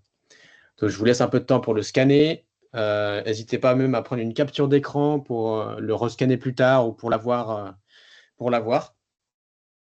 Et puis, on passe après au bonus numéro 2 que Steve va présenter, mais il y a déjà eu un petit aperçu. Voilà, il y a déjà eu un petit aperçu. Je vous ai remis une deuxième fois le lien pour booker un audit de 30 minutes qui est offert et qui vous permettra à chacun d'avoir sa propre session personnalisée en fonction de vos problématiques que vous avez avec l'IA. C'est totalement offert.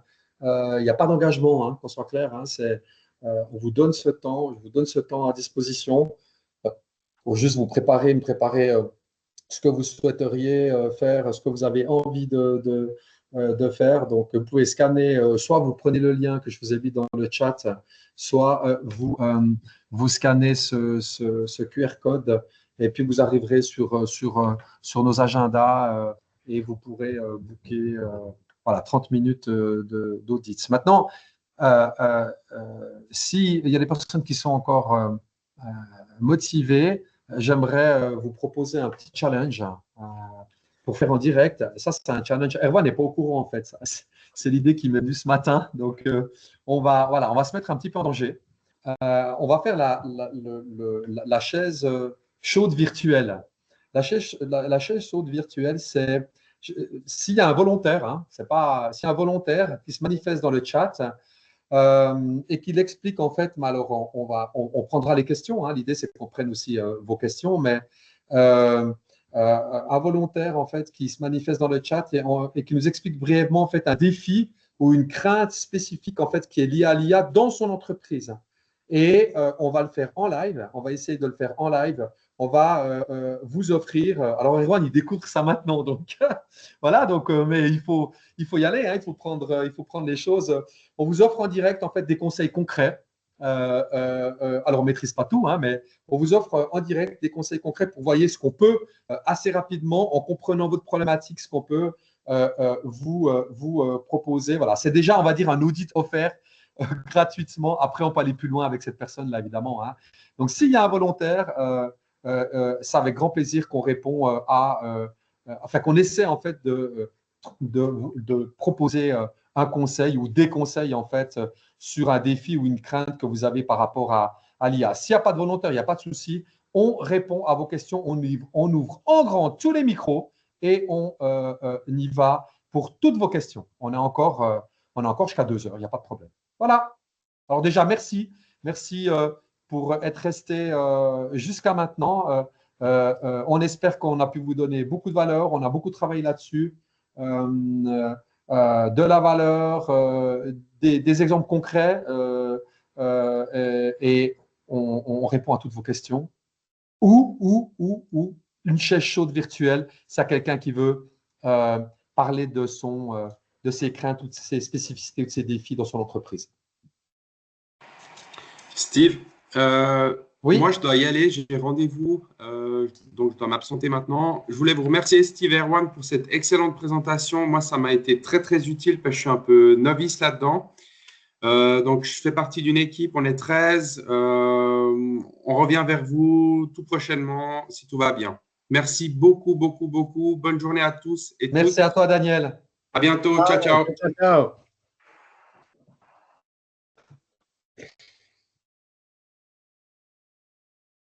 Est-ce qu'il y a des questions? N'hésitez pas à poser vos questions, ou dans le chat hein, aussi. Ouais, puis on y répond à l'oral. N'hésitez pas vraiment. Ah, le calendrier. Alors, Ah, le calendrier, il y a un souci, d'accord.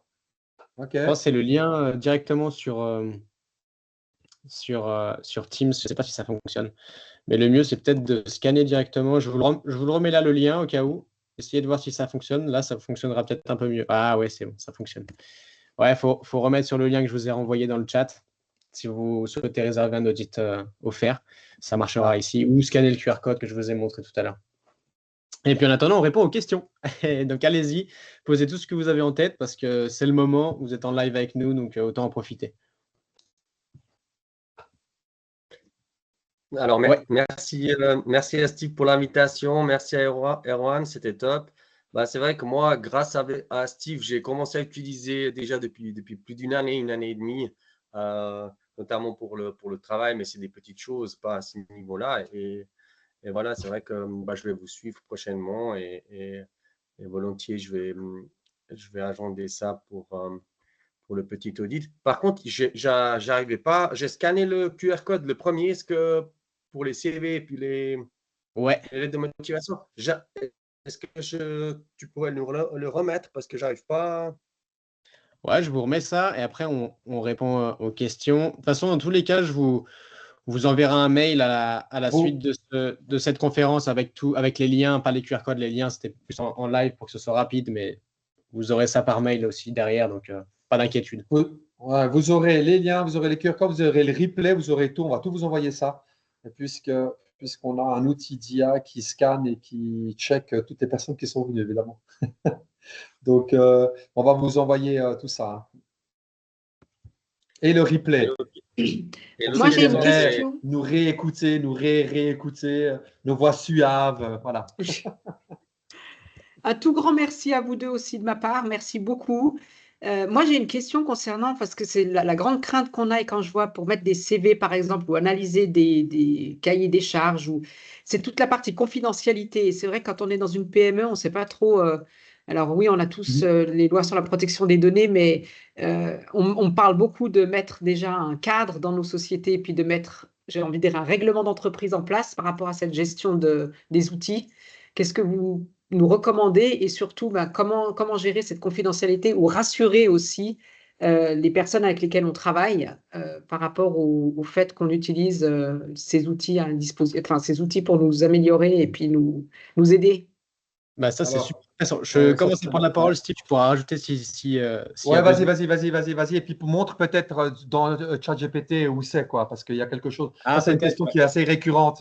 Comme Je vais. ça, Béatrice le voit parce que concrètement, on peut faire quelque chose, hein. Il y a quand même Donc, quelque chose, il y ouais. a quand même quelque chose qui est possible. Voilà. En Mais gros, je te laisse, Erwan. en gros, il y a deux axes principaux. Le premier, si on veut éviter, donc on utilise les modèles comme ça, publics, entre guillemets, d'IA. On a la possibilité dans les paramètres, donc là je vais en haut à droite, dans les paramètres, il y a une toute petite section dans la partie gestion des données ici. Améliorer le modèle pour tous, ça veut dire, si on le désactive, qu'on n'autorise pas. Donc, en fait, c'est comme quand on coche le truc pour recevoir les mails ou pas les recevoir. Là, on ne donne pas notre consentement pour que nos données soient utilisées pour améliorer les modèles. Donc voilà, on peut. Donc, ça, c'est notre droit, puis surtout notre volonté de l'activer ou de le désactiver. Donc, ils sont normalement censés respecter ça.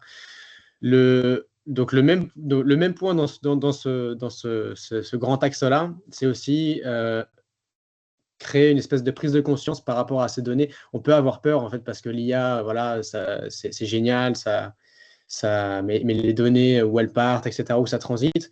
Est-ce qu'on se pose la question, honnêtement, quand on rentre nos informations, que ce soit un numéro de téléphone, un email, un prénom, un nom, quand on veut se balader sur un site puis récupérer X ou Y choses. Pareil, quand on accepte les cookies. Donc, en fait, ça, on n'y fait pas gaffe. Mais quand on accepte les cookies, en fait, on donne notre consentement pour que nos données soient récupérées quand on navigue sur le site web. Donc, pareil, numéro de téléphone, adresse email, peut-être aussi potentiellement des fois l'adresse, le nom, le prénom. Donc, en fait, nos données, elles transitent déjà plus ou moins partout et on n'a pas tellement de contrôle à partir du moment où on a une présence sur Internet, que ce soit sur LinkedIn, que ce soit nos données, elles sont là et elles sont déjà utilisées. Donc, en fait, l'IA, ça ne va pas changer grand-chose par rapport à ça. Après, effectivement, il y a toujours une question de nuance par rapport à la privacy, si je peux dire ça comme ça, des données qu'on va rentrer. Mais ce ne sera jamais volé, divulgué. En tout cas, OpenAI, c'est quand même une entreprise qui est gigantesque si on prend celle-là. Donc, il y a des milliards de dollars qui sont investis dedans. Donc, pour hacker une entreprise comme ça, il faut déjà y aller. Et donc, voilà, ça, c'est le premier point. Et le deuxième point, si on veut vraiment avoir des données sécurisées, puis que ça reste en Suisse ou que ça reste au niveau de l'Union européenne, c'est soit utiliser un modèle comme Mistral qui est français, du coup, les données, elles sont en Europe, ou de faire tourner en fait en local, mais là, c'est plus du tout le même budget, de faire tourner en local sa propre IA, donc avec des modèles qui s'appellent open source, donc c'est des modèles qui sont créés par des développeurs, un peu comme une banque publique que tout le monde pourrait, où tout le monde pourrait venir mettre des livres et puis ajouter son petit bout de manuscrit sur chaque chose. Ça existe, ça peut être mis en place. Par contre, c'est plus du tout le même budget et puis ça demande pas non plus le même temps, la même conception de la chose. Donc, c'est vraiment les deux grands axes. Nous, ce qu'on peut faire, c'est, enfin, à titre individuel, c'est vraiment de décocher, de dire, OK, on n'autorise pas le modèle à enregistrer nos données puis à s'entraîner avec. Ça, c'est ce qu'on peut faire nous. Après, aller plus loin, c'est le deuxième axe, c'est créer un modèle en interne avec une IA qui tourne chez nous, mais c'est plus du tout la même conception de la chose. Puis on perd aussi un peu en efficacité, en fonctionnalité, parce que on n'a pas toutes les nouvelles fonctionnalités qui arrivent, et puis les modèles sont un peu moins puissants. Donc voilà. Mais c'est les deux grands axes aujourd'hui qui existent pour gérer les données, puis protéger ce qu'on peut protéger. C'est déjà bien. Merci beaucoup. Et je Avec rajouterai plaisir. quelque chose, Béatrice. Il y a une alternative Voilà. entre. Cette alternative s'appelle DeepSeek. Alors, je sais, c'est une IA chinoise, mais on peut la faire tourner en local. C'est la seule, pour l'instant, c'est la seule IA qu'on peut faire tourner en local. Pour la télécharger, c'est tout simple. Il faut aller sur un site qui s'appelle Studio IA. Et puis, en fait, tu as les différents outils et tu peux télécharger DeepSeek en local. Et du coup, il peut ni s'entraîner, ni prendre les datas. Et ça, c'est tout à fait, c'est une alternative entre je vais créer ma propre IA en entreprise, une petite entreprise, créer son IA, ça va être très compliqué quand même, hein, ou je ne fais pas trop confiance à OpenAI, même si je décoche, etc. hein, pour ceux qui se diraient, ah, non, mais ils s'entraînent quand même avec les datas. Eux, ils le disent que non. Il y a quand même Private Equity, sur leur site, quand même, ils valident certaines choses. hein, donc, on espère, on doit quand même croire quand même à certaines choses. Mais sinon, DeepSeek, clairement. Voilà. Et moi qui étais un anti-DeepSeek, je l'ai testé et c'est très bluffant et c'est très, très efficace. Et en plus, il a beaucoup plus d'humour que ChatGPT. C'est ça. Voilà. Bon, maintenant, on va donner la parole du coup à ceux qui ont levé la main aussi, comme ça permet de juste. laisser la Merci, priorité. Donc, on a Kazey Bayador, je ne sais pas si j'ai prononcé correctement, mais c'est à toi. Ou voilà. Peut-être elle est partie. Ah non, parfait. Super. Alors, tu as ton micro désactivé. Attends, je peux te le réactiver On ne peut-être. t'entend pas. Faut que tu réactives ton micro. En effet. Ah, super. Encore une fois, un grand bonjour à tout le monde et merci à vous tous pour cette présentation très, très intéressante qui m'a captivé. Alors moi, je suis le directeur général d'une petite entreprise où on fabrique des machines de nettoyage intelligent. On est une très petite équipe, on n'est que 3 en tout et on fait tout, évidemment, avec des sous-traitants également. Et c'est pour ça que l'IA plutôt, m'intéresse beaucoup. Comme je l'ai indiqué dans le chat un peu plus haut, nous avons par exemple beaucoup de demandes SAV en français puis en suisse allemand, parfois même en anglais. C'est presque toujours les mêmes questions qui reviennent, comment utiliser la machine, etc. On a des robots lave-vitre, pourquoi est-ce que ça laisse des traces, etc. Donc on pourrait facilement l'entraîner et ça permettrait de libérer une grande partie du temps de mes collaborateurs pour faire des choses plus stratégiques. Je voudrais savoir en quelle mesure, bon, je pense que c'est possible, mais est-ce que c'est facile au niveau budgétaire? Est-ce que c'est quelque chose de vraiment énormissime à concevoir? Ou est-ce que c'est quelque chose de relatif, somme toute assez facile, comme les exemples que vous avez donnés tout à l'heure pour les ressources humaines et à d'autres exemples? Évidemment, il y a énormément de choses qui pourraient être utiles, mais ça, c'est juste déjà un premier exemple. Et je voulais juste voilà, avoir un petit aperçu là-dessus. Eh ben, Steve, moi, je peux répondre aussi si tu veux. Vas-y, après, j'enchaîne. Ouais, parfait. Donc, en fait, au niveau des chatbots, c'est pas très complexe en fait à mettre en place, mais il faut quand même certaines compétences puis certaines connaissances pour que ce soit bien fait. Et surtout, si on veut que les données transitent en Suisse et restent plus ou moins en Europe, il y a quand même des petites choses à faire. Donc, il y a plein de logiciels qui existent. Mais ça demande quand même quelques compétences. Au niveau du budget, nous, on bosse avec des partenaires qui proposent ça, qui sont de confiance, qui sont basés sur Lausanne. Et donc, le budget, à peu près, faut compter quelques milliers de francs, entre 2 à 3 000 francs au minimum pour un chatbot classique qui permet d'avoir des questions, des réponses, puis une interaction assez fluide avec la personne qui utilise le chatbot sur le site. Et puis après, des choses plus complexes, forcément, on augmente le coût de la conception parce que c'est plus complexe. Il y a peut-être une base de données plus perfectionnée à avoir pour que les réponses soient plus plus adapté, que ça redirige vers une page particulière, ou que ça redirige vers un lien pour prendre un rendez-vous, ce genre de choses. Donc voilà. D'accord. Kazé, Donc, on va là vous parler Kazé. d'un chatbot écrit. Exactement, ouais. Oui. OK. Et puis, voice? Alors, pour la voix, bah, ça peut être aussi intégré au chatbot, mais c'est pareil, du coup, c'est plus, c'est plus les mêmes coûts. Après, plus tu rajoutes de fonctionnalités sur le chatbot, et plus Ouais. forcément, bah, déjà ça chiffre, et le truc est performant quoi, derrière. Mais après, tout dépend. Tu peux commencer avec un petit chatbot assez simple qui juste Ouais. permet d'avoir des réponses aux questions, surtout les trucs lambda et bateaux que peut-être les équipes elles doivent sans cesse répondre. Style, bah voilà, oh, j'ai un problème, comment je peux résoudre ce truc?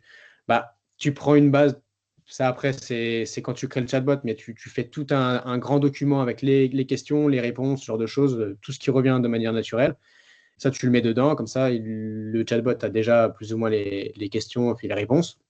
Et après, tu connectes une IA et qui permet, quand il y a d'autres questions qui ne sont pas dans la base, eh ben d'ajuster en fonction de ton site, de ta charte, des réglementations que tu peux avoir, ce genre de choses. Ce que, ce que je te propose, Kazé, parce qu'effectivement, il y a une petite analyse à faire, c'est n'hésite pas à prendre rendez-vous et puis on va en parler, on en parlera les deux. Carrément. Je te fais un petit audit, hein, c'est un audit comme j'ai offert. Et puis effectivement, parce que là il vient, nous on va venir, on va conseiller et former. Mais on a, comme l'a dit Erwan, on a des partenaires pour travailler sur l'implémentation, pour travailler sur les processus. On peut venir, mais ça, il faut voir l'ampleur en fait du projet. Là, comme ça, te donner des chiffres ou te donner toutes les possibilités, c'est pas forcément, enfin, c'est pas adapté comme ça. Mais déjà, en 30 minutes, on peut élaguer certaines choses, dire voilà, ça c'est possible, ça c'est pas possible, et puis te donner un peu plus de pistes déjà pour toi, quoi. Ouais. Impec. Merci Steve. J'ai déjà pris rendez-vous d'ailleurs, hein. Super. Voilà, au Magnifique. mois d'avril. Merci, Kazé. J'essaierai de venir avec toute l'équipe et puis voilà, on verra ce qu'on peut faire ensemble. En tout cas, j'ai manqué les 30 premières minutes. J'ai pu comprendre que vous allez peut-être transmettre Il y aura le Il y replay, aura ouais. le replay. Il un y aura le replay. replay Ouais. par email ou par. Ouais, par email, tout par email. Ouais. OK, bah super. Voilà. Merci beaucoup. Avec Merci, plaisir. Kazé, pour ta confiance. Merci encore à vous. Avec plaisir. Alors, est-ce qu'il y avait des autres questions? Je sais qu'il y avait une autre main levée qui s'est baissée. Il n'y a plus la question ou elle a été répondue? Elle était, non, mais c'est Patrick, mais je crois qu'il est en partance. Ouais. Ah, C'est il est lui qui avait peut-être levé la main. top. Bye bye, Béatrice. Ciao, Béatrice. En tout cas, n'hésitez pas. Donc, s'il y a des questions, on y répond, hein. On est là encore 10 minutes. Mais n'hésitez pas de prendre cet audit, hein. Vos inscriptions sont possibles hein, jusqu'à demain midi. Après, on stoppe comment dire, les inscriptions. Donc, vous avez jusqu'à demain midi pour vous inscrire pour cet audit offert de 30 minutes. Et je me ferai un plaisir de pouvoir répondre à vos questions, à analyser un peu vos contextes, vos défis, les problématiques qui peuvent se poser dans votre entreprise en tout cas. Voilà. Et je ne sais pas s'il y a encore des questions dans le chat. Est-ce que dans le chat, Erwan, on a tout vu? Alors, Je ne sais pas si on n'a pas répondu à une question dans le chat, il ne faut pas hésiter à la remettre dans le chat ou à la poser comme ça, hein, sans hésitation.